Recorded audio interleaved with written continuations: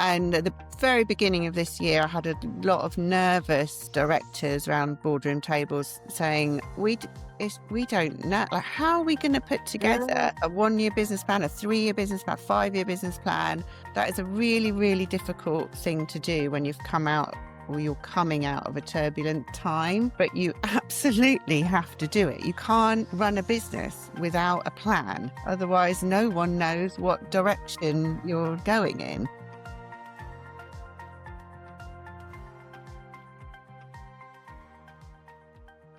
Hello, Sarah. Nice to see you after all this time. Long summer break. Yes, it's been very, very nice. Yes, Into great to catch up September. with you about how the kids are doing back at school. Yep, they're all good. And welcome to the Smithfield Smackdown podcast. You are episode and guest number 3. So thank you so much for trusting me. Thank you for having me. It's great to be here.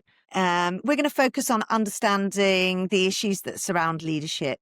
And we mean culture and hiring and innovation. We always want to focus on giving some practical solutions and real understanding for what it's like to be in the boardroom today. So a space for some really honest dialogue. Hopefully we can navigate some of those complexities in leadership that are happening today and offer our community some real perspectives that inspire change and smarter leadership decisions. So I met you at an Agency Hackers event, I think less than a year ago. Yeah, one of the comedy ones. Yeah, and then I just kept popping up in the same places as you, mostly at Beamer events. Yeah. In fact, I'm judging at the moment. Are you Good. judging? Not this year. I did last year. It's really, really interesting. I really like doing it. Yeah, it's super interesting, but it's quite time consuming. Yeah. Definitely a couple of days there, but absolute privilege. And I'm really looking forward to meeting all the judges. Yes, it's Next really good week. to I think see we're you going into wins as judging, so well. it'll be really fun. Yeah, I really, really enjoyed it. So good for you. Yeah.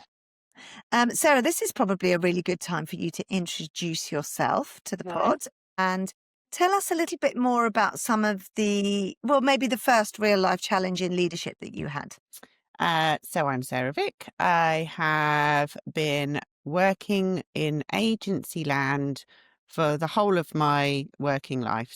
Straight out of uni, my first job was working in an agency. So I've been doing that for 25 years. First, probably around 15 years or so, I started off as a project manager, account manager, worked my way up to spend quite a long time being a managing director. And then about 9 years ago, stopped doing that and started doing NED and chair roles for agencies. So mostly digital agencies, but now I work for a social agency, design agency, e-com. So in the agency space, most of them less than 150 people. Right. Although a couple bit larger than that. Yeah, and I've probably sat on about, 15 boards. So I see all sorts of different size and shapes of businesses and different challenges, a lot of very common challenges. Yes. I also deliver some training. I do like a Finance 101 training course for agency people. My first leadership challenge. So my very first job was a very tiny digital agency that was part of a bigger recruitment marketing agency. And there were 2 of us. So there was a guy who did all the sales. He went out and sold. We were building websites for graduate recruitment schemes. Yeah. Big clients. And I did everything else, project management, account management. I ran the books and we freelanced all the work out. So I had never managed anyone before. And I went on a tiny 1-day training course run by Richmond Council. And I said, look, this is how our business works. We basically manage freelancers. Can you help me to manage all these freelancers? And their answer on the course was no, we don't. No way. Covering that on this course. I see. That didn't help me. And we just had to work it out, which at the time, like, when was this? Late 90s, everyone was just working it out. Yeah, and the that's learning right. curve was very, very steep. And there was no, formal project management methodology training. All of that kind of came later. We just had to work out how we were going to deliver this work. So can I ask you, what examples of leadership had you seen then? Had you got an idea of what you wanted to be like? Did you even know to call it leadership? Prob So the business was quite interesting. It was this tiny digital agency that was part of a recruitment marketing agency that was part of a publishing group. So there were people in the office who were clearly, they had their own offices. So we had a creative director for the recruitment marketing. So we had all these kind of leaders around the office, and I probably looked to them a lot. I found them quite scary at the time. Yeah. But some of them are very supportive. So I probably learned quite a lot then. And then I went to work. My second job was for a digital agency that belonged to an advertising agency. Mm-hmm. So the first one was a family-run business, very warm and cozy. Everybody was really lovely. But people worked really hard, but it was very, Yes. very friendly. And then I went to work for an ad agency, a totally different culture. Very sort of very, very hardworking, very strict rules. Yeah, just Mm, not as friendly a culture. So I guess those leaders were very different type of leaders. I learned a mm, lot from them as well. So I kind of bumped around a bit at the beginning of my career, mm. but you're always looking for the leaders. You're looking to learn the lessons, Yes. either the hard way or the softer way, I suppose. Yeah. I'm trying to adopt which one works for you, I guess. Can I ask you a question on a bit of a tangent? Yeah. You have worked in the agency space for a long Hmm. time. And now you work with I know you work with a number of businesses as a board member. Mm-hmm. What commonalities are you seeing in the industry that are like really, because they're having, it's a challenging time, isn't it, for agencies? And it would be useful just to kind of set a bit of context Yeah. into that world, really. Yeah, I mean, we mentioned Beamer earlier. Beamer have a senior leaders network and a peer roundtable thing every month, and we all talk about the challenges, and they are nearly always shared challenges. So a Yes. lot of challenges around new business development, growing your business, but also always a lot of challenges around people in the business. Bringing the right people in at the right Yeah. levels. How do we train our people? Actually, I mean, the agency world has had a pretty tough couple of years. You talk to most agencies, they'll Yes. agree with you on that. I feel I'm always saying, I feel we're coming out of that a bit now. And actually, a few of the agencies I Yes. work with are doing very, very well at the moment, which is great. But then we're starting to think, oh, okay, so how do we scale this? How do we grow? What people do we need to bring in Mm, from either how do we promote our people? How do we best do that? Or who are we going to bring in from the outside world to yeah. help us to scale the Mm, business? yes. That's a big topic at the moment. Yeah. Well, to be honest with you, I spent a year and a half that really tough time of pounding the streets of Smithfield, doing lots of walks and talks with leaderships, talking about what's happening in the industry and creating that real patchwork of knowledge. And actually, one of the richer themes were, what does our business look like in 12 months? What does our business look like Mhm. in 5 years? And have we got the right people in place? Do we need to pivot them, move them slightly? Or do we need to hire people? And if we do, what are we looking for? Yeah. Because the landscape for what's happening now, the transformation is here to stay, AI is moving every week. We need to have people that are not just okay with that, but they're kind of dancing with it. They're going, I'm okay with ambiguity. I'm okay to pivot if we need to. Yeah. And So how that's do you really, do that business plan? That's really so at the beginning of this year. Part of my job is to say, right, what's the business plan? Let's put the business plan together. Let's talk to the staff about it, talk to clients Mhm. about it. And at the very beginning of this year, I had a lot of nervous directors around boardroom tables saying, don't know, like, how are we going to put together Mm. a 1 year business plan, a 3 year business plan, 5 year business plan? That is a really, really difficult thing to do when you've come out or you're coming out of a turbulent time, Yes. but you absolutely have to do it. You can't run a business without a plan. Otherwise, no one Yes. knows what Yeah. direction Yeah. you're going in. Mm. You know, Well, we had you're, businesses, didn't we, that were forecasting week to week, month to yeah, month. yeah, yeah, And actually, I'm only really seeing some like that confidence come yeah, back in the last, I would yeah. say, usually tend to see an upturn and a downturn before and after, before everybody else. And Mm. yeah, absolutely for us, the last 4 or 5 months we've seen a month on month, Yeah. improvement on things, and we can see people relaxing into making more ambitious decisions with their Yeah. businesses and innovations coming back. And it's not just about keeping the lights on, Yeah. keeping that client. And I just absolutely love to see that. So one of the businesses I work with, they talk about different phases of the business and over its life cycle. And they're talking about it being in like phase 4 at the moment. And the CEO has really, really gone to great lengths to kind of share that vision with the staff. And surprise, surprise, they're doing really, really well. Like, because they are all following this kind of North Star and this vision. Mm. Whereas, if you have a board of directors who are like, oh, we're really nervous about putting this plan together, we're going to hold off for a while. What do the staff There's think? no direction, Yeah, right? There's exactly. no direction. So having a really, a vision and being able to share that with clarity and communicating that really clearly. And then, if it does need to go, if it does need to change, sharing that, not when it changes, because, that time and time and thing that I heard was like the leadership team is zigzagging and, and the leadership teams are zigzagging at the moment because the levers that they usually pull aren't always working, right? Yeah, But the communication around that needs to be really clear and really sharp, and people need to really buy into your overarching vision and yeah, be on that journey with you, essentially. yeah. It's I all mean, about people, isn't it? it's totally about it. And time again, I'm like, if you are a director business, the clue's in the word. Your role is to direct the business. No one else is going to do that for Mm, you. You can have all the non-execs or board advisors you want, but you are responsible for directing the business. And I think that kind of transition that people go through from being a leader in the business where someone else has possibly given you the direction to being the director can mm. be quite a tricky transition, I think. Yeah. Well, we're going to talk about that in a bit more detail, I think. Your SmackDown, I mean, the SmackDown name is a bit of fun, really, but it's more of a provocation or something that Yeah. maybe is quite confronting.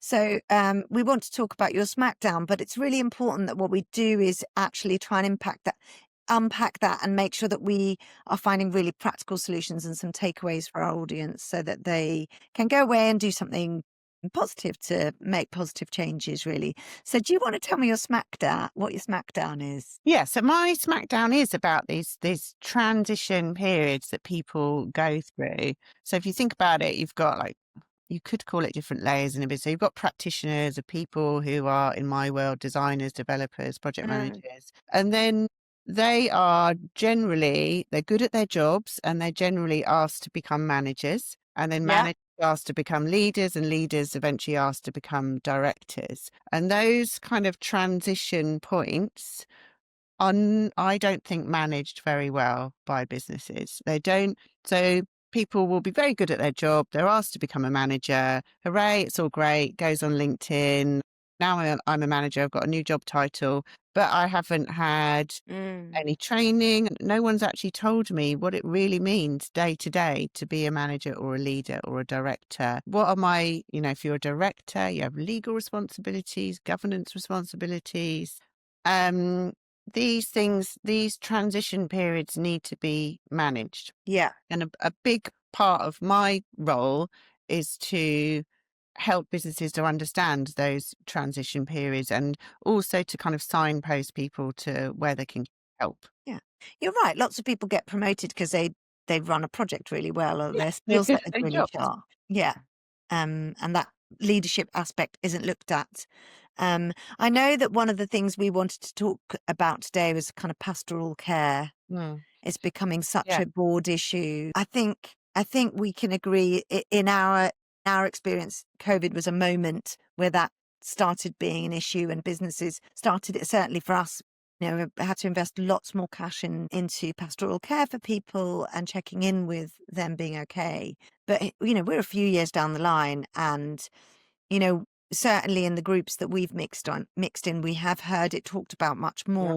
What's your experience of that? And how do you think we can work with leaders and help leaders, with pastoral care? Because again, it's something that's not trained quite often. No, it's absolutely not trained. It is definitely a board level discussion at the moment and not just at a junior. I think people assume that juniors coming into businesses need a lot, well, they do need a lot of care and attention, but I think it's at all levels throughout a Mm. business. I did a mental health first aid course 3 years ago.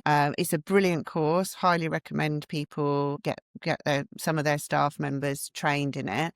And the reason I did it was because the people I work with most are CEOs, and they are often very stressed. And I wanted some tools and frameworks. I wanted some formal training to Yeah. know to have those conversations, because I That, can have normal yeah. direct conversations. That's great, actually. And I think it would be really useful to tag that at the end of the show. So if you send me the details, I'll put that I in the will. show Yeah. notes.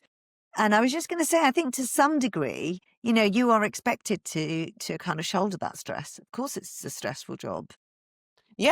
Oh, but yeah. you don't really have anywhere to put No, that quite no, often. no. And I think as a NED or a chair, you're obviously you're a director of the business as well, so your primary responsibility is to the business, Mm. but you have to build a really close working relationship with the CEO, the other directors. And I've had people in the past who I call them very bang the table chairman. That's fine. That's one way of approaching being a chairperson. My approach is to be very, very supportive. I've done the job. I know how hard it is to run an agency. So me turning up to board meetings and banging the table is not going to help anyone. Me turning up and saying, I'm really interested in this challenge. Tell me about it. How can I help Mm. you? That's a much more supportive way of looking at things. So that's why I did that training. I must admit, it's not something I think, oh, I use it all the time.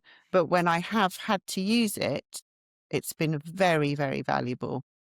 Yeah. Okay. So that's really useful. And the other thing is, my experience is sometimes you're just out of your depth, right? Sometimes somebody's talking to you, or you can see an issue, but you don't feel like it's in your wheelhouse to maybe question it in the right way or offer any advice in a professional setting. Yeah. How can that be tackled? Yeah, I think also I do think with Neds and chair roles, don't assume that they're going to know everything either. Yes. There's constantly challenges that come up that you have to kind of think, well, how are we going to work through this? Because I come from project management background, I'm quite often saying, yeah, let's work out a plan here. Like, let's work together to figure out the plan, how we're going to manage through this. And I'm very, very often signposting people to help. I mean, it sometimes it's legal help, Yeah. but other times it's like, look, there are lots of Yeah. people that can help us. Let's figure out, what is our plan? Who do we need on our team? And how are we going to get through this? Yeah. But that's like one of the best bits about whether you're an exec director or a non-exec director. You're there to deal with the challenges. That's a really Yeah. great part of the role, even though Hmm. you wouldn't take Yeah. the role on if you thought, well, Yeah. this is going to be a walk Yeah. in the park. But like you say, that is about not knowing the answers to everything, but actually understanding in the plan which bits you don't know the answers for Yeah. and seeking the advice or help of the people you need. So I think that's really useful.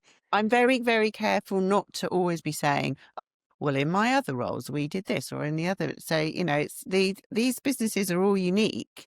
They have to forge their own Yeah. unique path. And I'm surprised about that because I think to a certain degree that's why people hire you, right? Because you're working with They want the experience, but they don't want to be told, do it like this business did it. yes.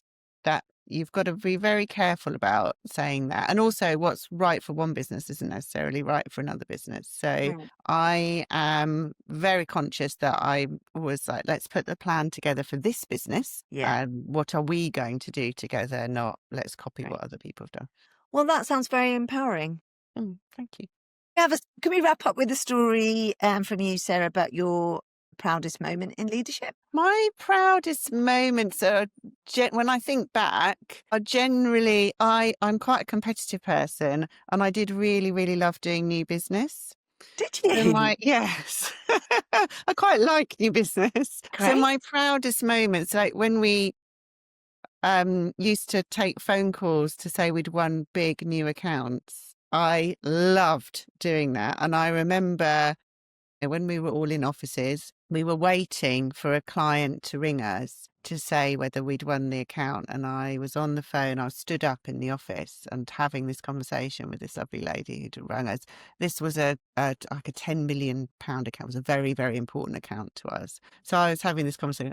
Thank you. Thanks for letting us know. And then my other hand, I was like, yay, everyone won this. Love that. I really look back Yeah. on those moments very fondly. Yeah, that sounds really fun, and that can be kind of life-changing for an agency. It was life-changing for the people in the agency. That particular account was an absolute game changer for that business. So I really remember the moment. Big win. That's a very cool one. I like that. And really nice positive note to end on, actually, on a celebration of a huge client win. Well done. Thank you. That was a long time ago, but yeah. we got it. It still lives. It's still living. Thanks so much for joining the podcast today. Thank you. Really enjoyed that and you sharing some of your experiences with us. So thank you. And that's goodbye for me. Thank you. Bye Thanks for me. for sharing your morning with me. Cheers.